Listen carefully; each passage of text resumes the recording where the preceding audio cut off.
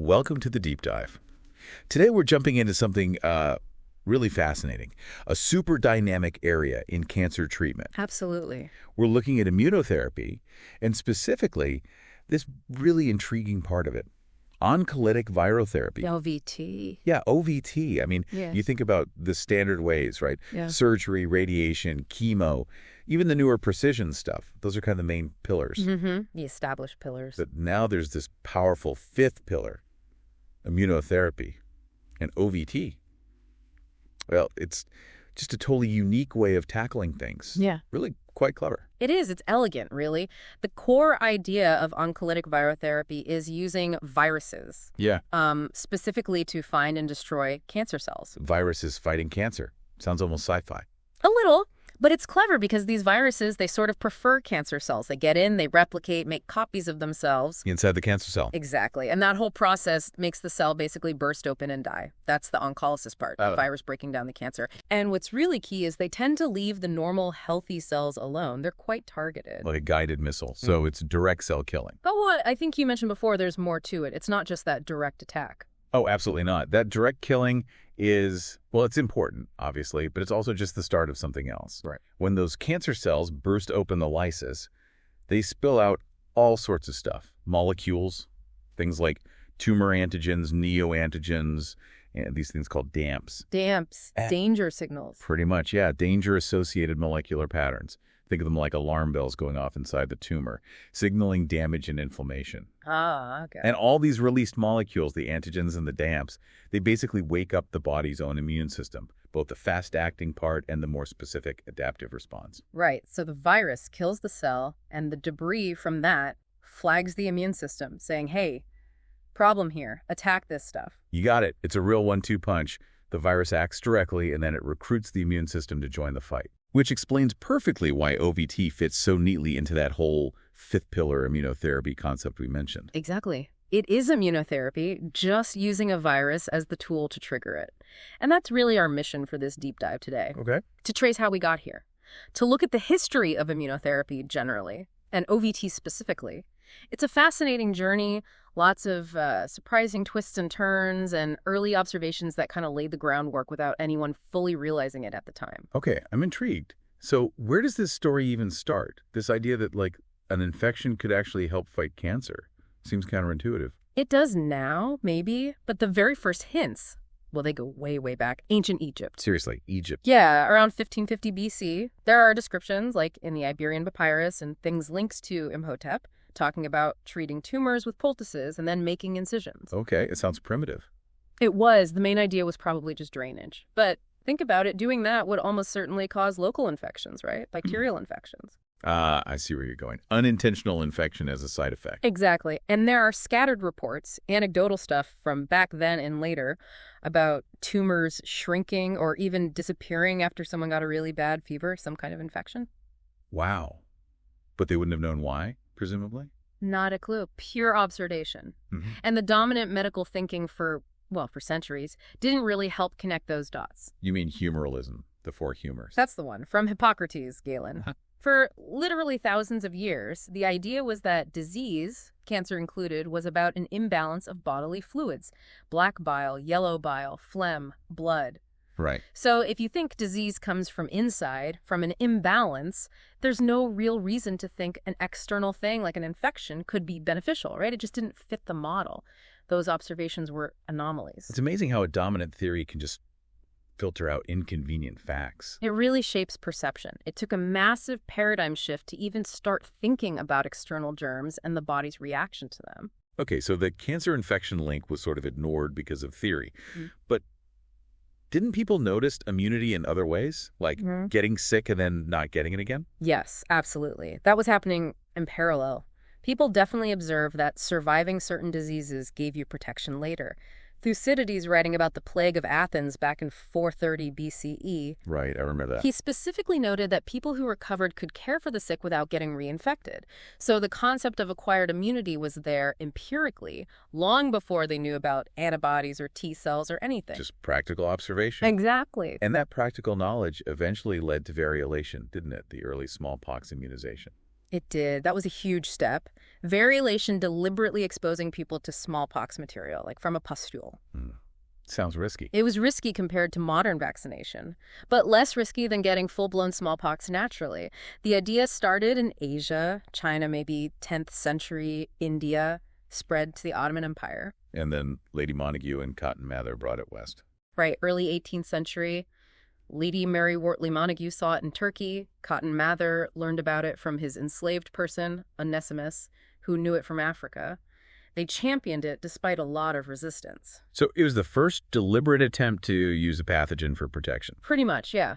The first intentional manipulation of that host-pathogen interaction for a health benefit. It worked, reduced deaths, but yeah, still involved live, dangerous virus. But even though variolation worked, you're saying it didn't really challenge the old humoral theory, it just existed alongside it.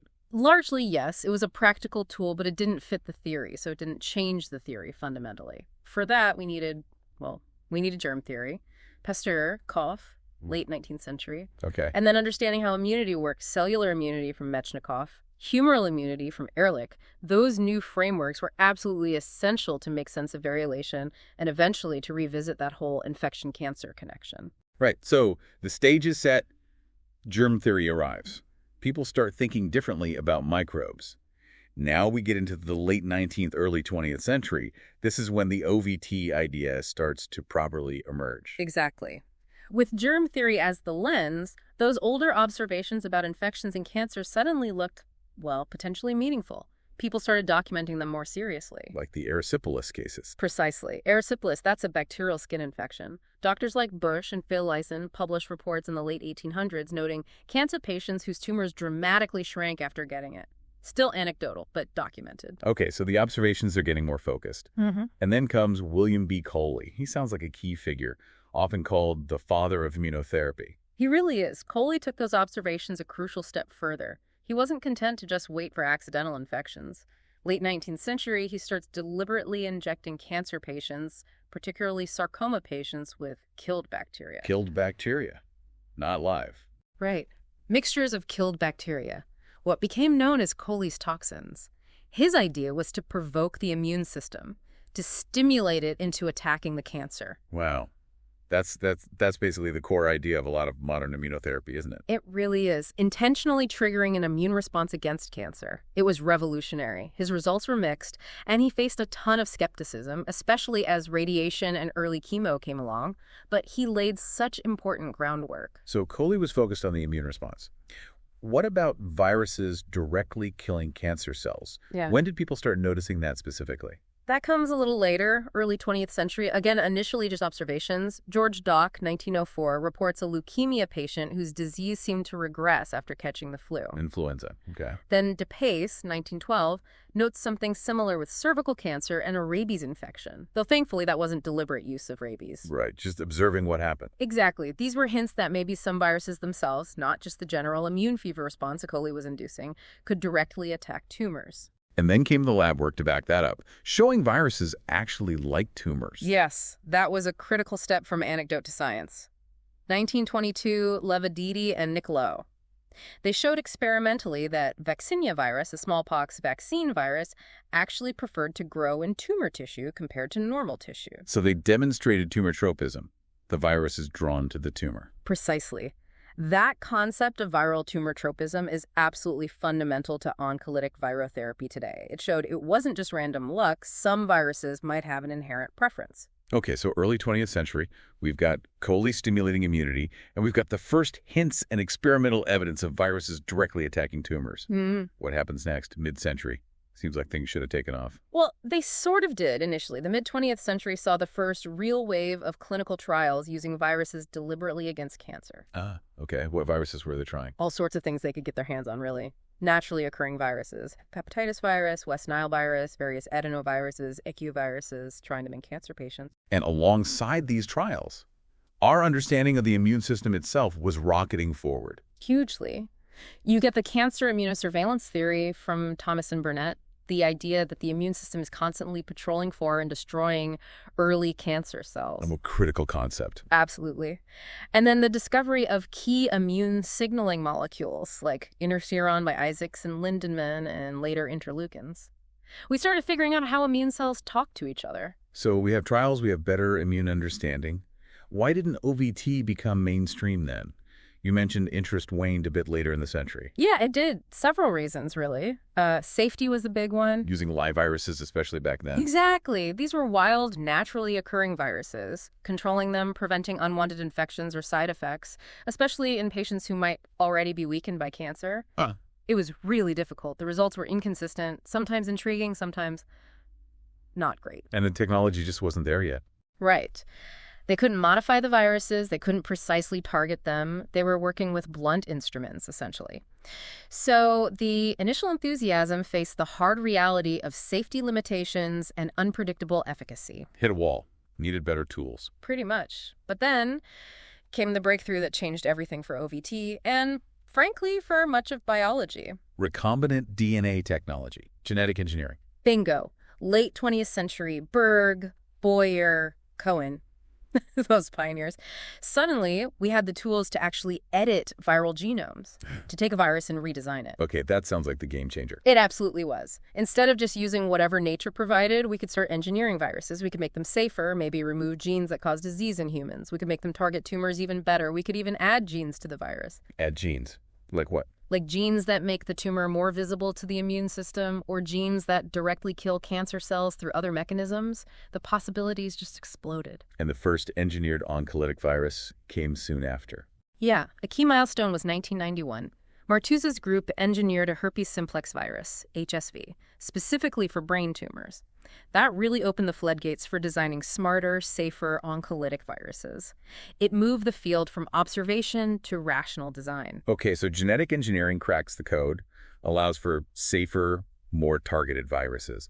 And this leads us into the 21st century, which feels like a golden age for immunotherapy in general. It really does. The last 25 years have been transformative. We've seen the approval and widespread use of immune checkpoint inhibitors drugs targeting CTLA-4, PD-1, PD-L1. The ones that take the brakes off the immune system. Exactly. They block the signals that cancer cells use to hide from T cells. Huge impact.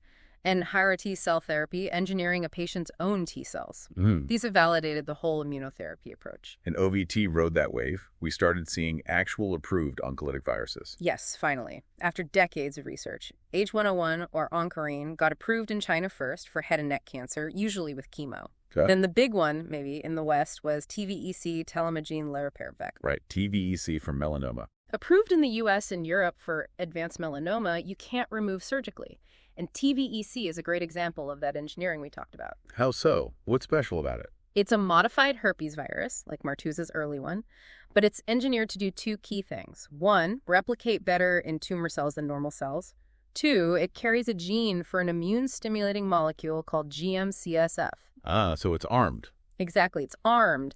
So when it infects and kills the melanoma cells, it also produces GM-CSF right there in the tumor. What does GM-CSF do? It helps attract and activate key immune cells, like dendritic cells, which are crucial for presenting those tumor antigens we talked about earlier to the T cells. So it enhances that second punch, the immune activation. Very clever. Kill the cell and boost the local immune response. Precisely. And then more recently, there's Tesirpaturv, or Delitact, approved in Japan for malignant glioma, a tough brain cancer, another engineered HSV, so real clinical validation is happening. That's fantastic progress. And it really circles back to that dual mechanism, doesn't it? It's not just the virus killing cells. It's maybe even more about how it wakes up the immune system. That's the modern view, absolutely. Yeah. The direct oncolysis is crucial, but its biggest role might be in kickstarting that anti-tumor immunity. It releases the antigens, the DAMPs. Turning cold tumors hot. I've heard that phrase. Exactly. A lot of tumors are immunologically cold. They don't have any T cells in them. The immune system isn't really seeing them or is being suppressed. OVs can potentially turn them hot by causing inflammation, bringing in immune cells, making them visible. So the virus acts like a primer for the immune system within the tumor itself. You could think of it that way, yeah. Which naturally leads to the idea of combining therapies, right? Using OVs with things like checkpoint inhibitors. That's where a huge amount of research is focused right now. Arming the viruses, like TVEC does with GM-CSF, but maybe with other cytokines or immune boosters. And definitely combining OV therapy with checkpoint inhibitors. The thinking is synergistic. The OV creates the inflamed hot tumor environment, breaks down defenses, releases antigens. And then the checkpoint inhibitor comes in and takes the remaining breaks off the T cells that have now arrived. That's the hope. Let those newly activated T cells really go to work unimpeded. There are many clinical trials looking at these combinations, trying to improve outcomes, especially for cancers that don't respond well to checkpoint inhibitors alone. It really feels like the field has matured, moving from just using viruses to strategically designing them as immune triggers. You mentioned Rigvir earlier, too. Where does that fit in? Rigvir, yeah, that's an interesting one. It's an adapted, supposedly non-engineered ECO7 virus. It's been used primarily in Latvia and some nearby regions, mostly for melanoma. So another example of a virus used clinically. Yes, but its path to use and its regulatory standing and the supporting data are quite different from TVEC or DELYTACT. It represents a different branch, maybe closer to those earlier attempts with naturally occurring viruses, though it's claimed to be adapted, less widely accepted globally than the engineered ones. Got it. So looking back at this whole story, it's really striking how the path of OVT mirrors the larger story of immunotherapy. They've sort of grown up together, influencing each other. Definitely. Both fields needed those fundamental breakthroughs in immunology understanding T cells, cytokines, checkpoints. And both absolutely needed the biotechnology revolution, especially genetic engineering, to move from concept to effective therapy. Periods of excitement, then setbacks, then resurgence fueled by new tech and understanding. Exactly. It's a classic scientific progression, really. It shows how persistence and innovation can eventually crack really tough problems like cancer treatment. Well, this has been an absolutely fantastic journey through the history of oncolytic viruses and immunotherapy. It's just... Yeah, it's amazing how far things have come from noticing fevers, shrinking tumors, to designing viruses that carry immune boosters. It really is. It's a long, winding road, like you said.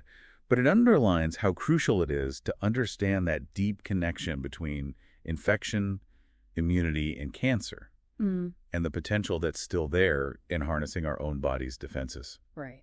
And maybe that leads to a final thought for everyone listening. Given everything we've talked about, this journey from ancient hints to modern engineering, how might our understanding keep evolving? This relationship between infection, immunity, the microbiome even, how will that continue to reshape cancer therapy?